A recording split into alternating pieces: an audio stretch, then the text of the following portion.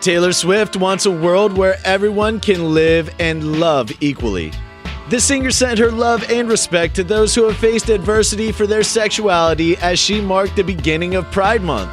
Speaking on stage during her Reputation tour in Chicago, she said it's very brave to be vulnerable about your feelings in any situation.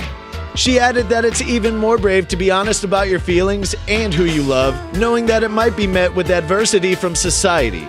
Taylor also sent love to everybody who hasn't yet felt comfortable enough to come out. You go, Taylor!